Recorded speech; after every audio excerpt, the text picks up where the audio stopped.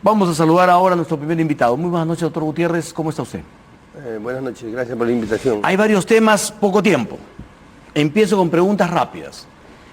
¿Está usted de acuerdo o en desacuerdo con que el Tribunal Constitucional haya dejado el Consejo de la Reforma de Justicia? Bueno, primero una aclaración, porque he visto que numerosos abogados, incluso abogados y también medios, han confundido el Consejo Nacional de Reforma con la Comisión Especial. Así es. Ha dejado el Consejo de Reforma, no ha dejado la Comisión Especial. Sí, pero conviene subrayar que la Comisión Especial nace de la Constitución, es un mandato constitucional y el presidente, desde luego, entiende perfectamente, el presidente del Tribunal Constitucional entiende esto y no podría dejar de formar parte de la comisión.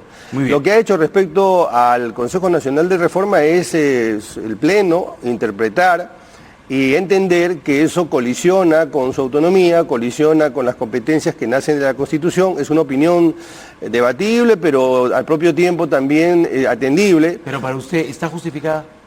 Lo que yo creo es que podía haberse asumido otra conducta. ¿Cuál, por ejemplo?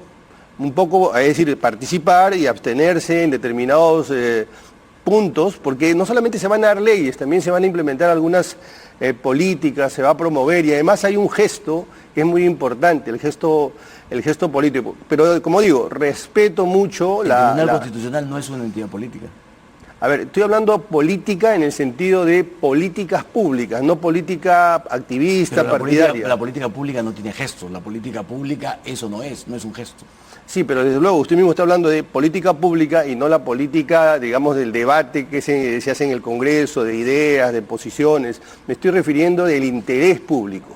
Por eso, ¿está bien, está justificado que el Tribunal Constitucional haya tomado distancia? Bueno, creo que ellos son quienes tienen que interpretar cómo es que ejercen su autonomía. Y hay que respetar eso. ¿Está usted de acuerdo con lo expresado por el presidente de la Corte Suprema en el sentido de que no es lo más conveniente que el presidente de la República presida este Consejo? Bueno, no he escuchado esa opinión, Lo ha dicho así de claro, que a él no le parecía lo más conveniente que el presidente de la República presida este Consejo, que debió ser la Fiscalía o la Corte Suprema.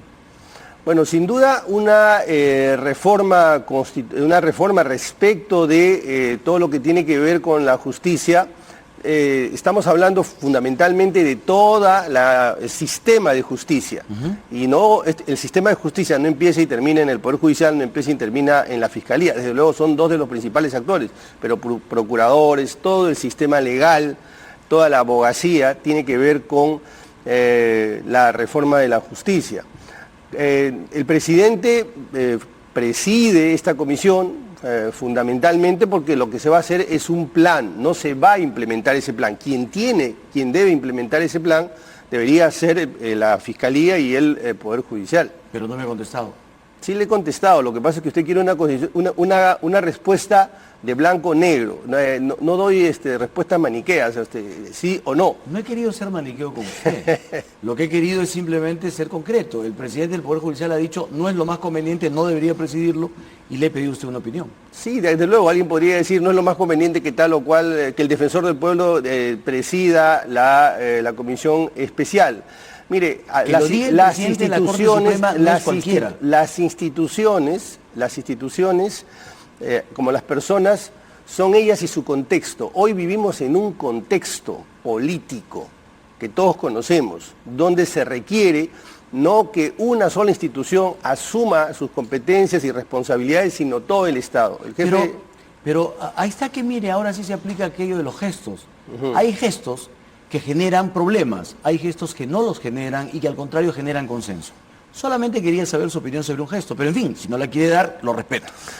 Se habla mucho de que el Ejecutivo presentaría un proyecto para que, ante la ausencia de la Junta Nacional de Justicia, sean tal vez el mismo Ejecutivo, el Poder Judicial o la Fiscalía los que nombren o destituyan magistrados y fiscales. ¿Usted estaría de acuerdo? Para que nombren, perdóname, repítame esa pregunta. No hay Junta Nacional de Justicia. Por tanto, nadie puede nombrar o destituir jueces y fiscales. Sí. Este vacío va a ser hasta el próximo año. Entonces, se habla mucho de que el Ejecutivo presentaría un proyecto de ley para que sean el propio Ejecutivo, el Poder Judicial o la Fiscalía quienes, ante esa ausencia, nombren inmediatamente o destituyan fiscales y jueces. ¿Eso estaría bien? Bueno, esa es una posición que se confrontaría directamente con la Constitución. Esa es una competencia que la Constitución le asignaba al Consejo Nacional de la Magistratura. ¿Nadie más puede tenerlo? Nadie más, y ahora se lo asigna a la Junta Nacional de Justicia. De manera que por una norma infraconstitucional no puede darse una competencia de carácter constitucional. De tal manera que eso no podría hacerlo el Ejecutivo. Desde Sería mi punto de vista, inconstitucional. no, abiertamente inconstitucional. Perfecto. ¿Cómo solucionar el entrampamiento de la elección de los nuevos miembros de la Junta Nacional de Justicia? El ministro de Justicia dijo que el fracaso del nombramiento ha sido un duro revés para la justicia de nuestro país, pero más aún un duro revés para la Comisión Especial, y que faltó rigurosidad y severidad en la revisión de la documentación.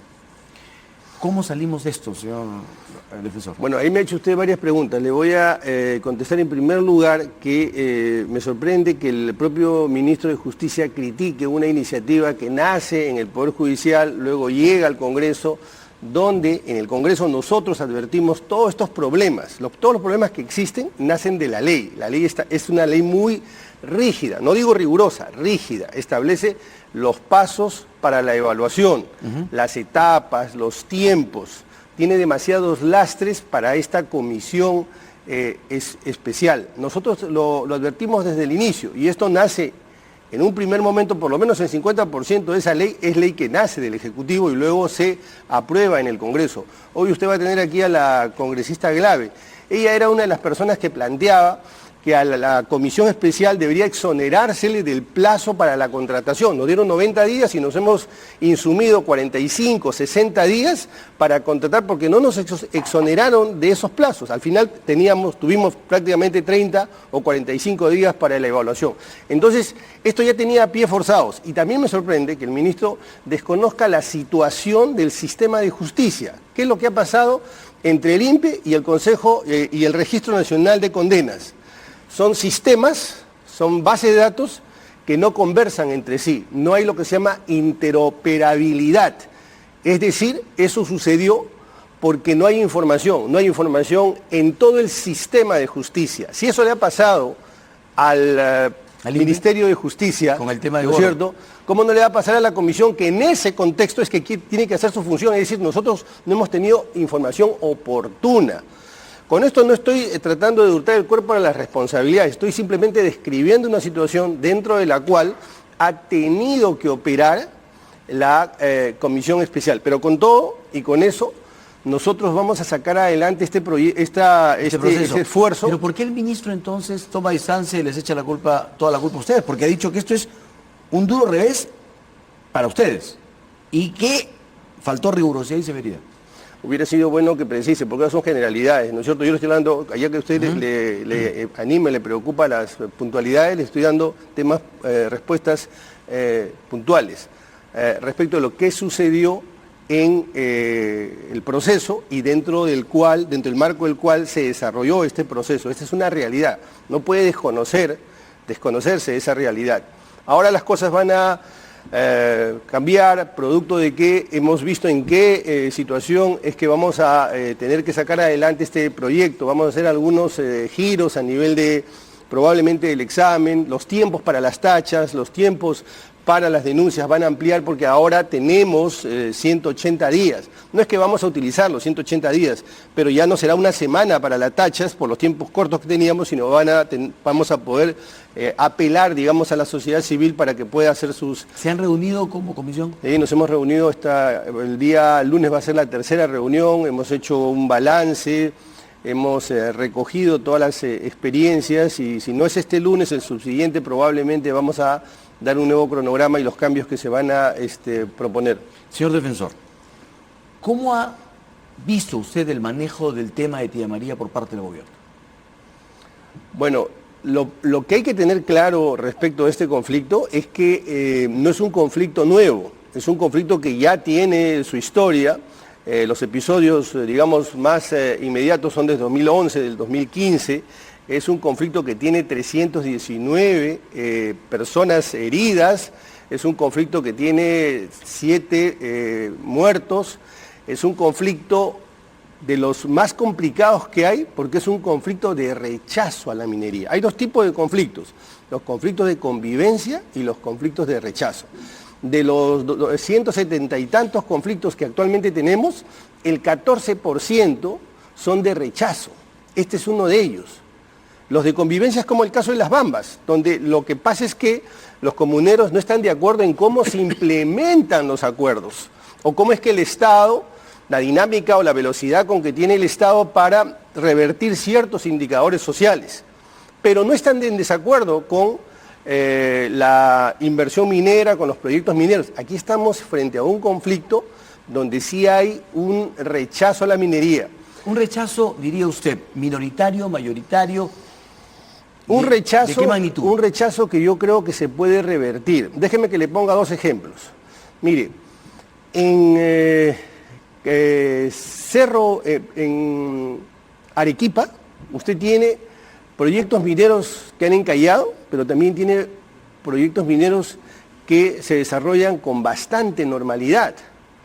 No voy a mencionar la empresa porque no me corresponde ser promotor de intereses de empresas mineras, pero usted tiene empresas en Arequipa que han tenido cierto activismo social y un activismo para involucrarse con el entorno social y son proyectos exitosos. En Cajamarca, termino con esto, ¿ya? En Cajamarca, en el mismo periodo de tiempo en que se rechazó Conga, se sacó adelante otro proyecto minero que en este momento se desarrolla con absoluta normalidad. En Cajamarca, donde alguien diría que hay rechazo a la minería. ¿Qué quiero decir con esto? Quiero decir que la gran mayoría de conflictos no son conflictos de rechazo.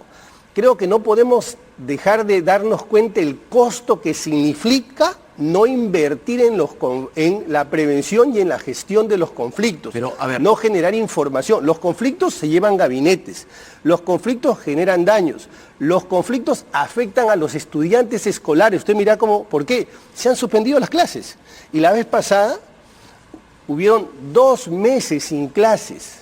Entonces, esto tiene costos institucionales, costos sociales, sí, eso todos costos lo sabemos, económicos. Pero yo no, Enrique, perdóneme que lo interrumpa, no lo sabemos, no hay números, son generalidades. A usted le gustan las cosas puntuales, son generalidades, no hay cifras. El Estado no genera cifras del costo del conflicto. Le anuncio que la Defensoría del Pueblo la próxima semana va a presentar un informe que se denomina justamente el costo del conflicto, todo lo que estamos perdiendo por no prevenir, por no prever el conflicto. Este conflicto se pudo prever porque hemos tenido del 2015 hasta el 2019 para revertir indicadores sociales. Los indicadores sociales son lamentables. ¿Quién no hizo su trabajo? No ha hecho su trabajo el Estado, por supuesto, no ha hecho su trabajo la propia empresa, no han hecho su trabajo los propios líderes políticos, porque cuando hay debilidad política, justamente los conflictos se canalizan fuera de la esfera política. Cuando usted no tiene un interlocutor que atienda sus demandas, estos ganan la calle. Esto es lo que está sucediendo. Entonces tenemos que ver con claridad estas cosas para poder atajarlas, para poder revertirlas. Muy bien. Ahora, concentrémonos en lo de mañana. Sí. ¿Estuvo bien dar la licencia y después dialogar? Lo que ha estado mal es no haber atendido el conflicto desde un inicio. Esta es una realidad que no se conoce hoy, es una realidad que se conoce hace años. Lo que vengo diciendo desde hace algunos minutos es que hay toda una agenda, no solamente en este proyecto minero, sino en diversos proyectos mineros que solo son atendidos cuando eclosionan, cuando explotan, o peor aún, cuando ya hay víctimas. Entonces, esto es lo que tenemos que evitar, esto es lo que tenemos que entender, y el Estado tiene que actuar enderezado con ese objetivo, en esa mirada. Eso es lo que no está pasando. Ahora, están enfrentados, por un lado, las autoridades regional y local, versus el gobierno central. Y no hay posibilidad de diálogo, por lo menos por ahora. Y ahí quisiera decir algo. Las autoridades tienen la obligación de promover el diálogo. Una autoridad no puede ser promotor de los intereses, una autoridad local, regional, me estoy refiriendo, ¿no? que no es la autoridad, no es lo mismo que un ministro, que el ministro tiene, digamos, otras competencias. No puede ser promotor de los intereses de una empresa minera, pero tampoco puede ser una persona que asuse, atice la violencia. El mandato a una autoridad es promover el diálogo. ¿Eso es lo que está haciendo el gobernador regional de Arequipa? Eso es lo que no debería hacer, eso es lo que no debería hacer, porque lo que va a terminar está marcando su gestión, está señalando su gestión de cómo es que van a sucederse los próximos meses y probablemente toda su gestión. Eso es lo que hay que evitar, que tanto este gobierno esté marcado por este conflicto y el gobierno regional de Arequipa también esté marcado por este conflicto, que el país esté marcado por el conflicto, porque usted acaba de dar una cifra enormemente preocupante respecto al crecimiento económico. Sí, 0.7 como máximo en mayo es muy malo. Por eso, y con este condimento adicional que tiene enormes implicancias sociales y políticas, sería terrible. ¿Quién debe otorgar la licencia social famosa? Yo creo que las propias empresas logran la llamada licencia social con sus conductas, con su reputación, con su quehacer. Le acabo de poner dos ejemplos, sí, claro, de empresas que han decidido no esperar que solamente el Estado haga las cosas o que las cosas se den por una suerte de curso natural. Los temas empresariales, sociales, se tienen que gestionar, se tienen que realizar. Y en este caso... Y en ese sentido son las empresas que pueden ellas ganarse esa licencia social. Y en este caso, ¿la empresa de responsable de Tía María hace méritos para ganarse esa licencia? Yo creo que en este contexto yo no podría dar esa opinión.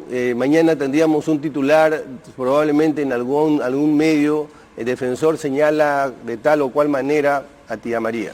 Muy bien. Cerremos esta entrevista con un tema que está preocupando, porque está cerca el 25-26 de julio, y hay mucha incertidumbre sobre lo que el Ejecutivo podría hacer o decir con respecto a la aprobación de los proyectos para la reforma política.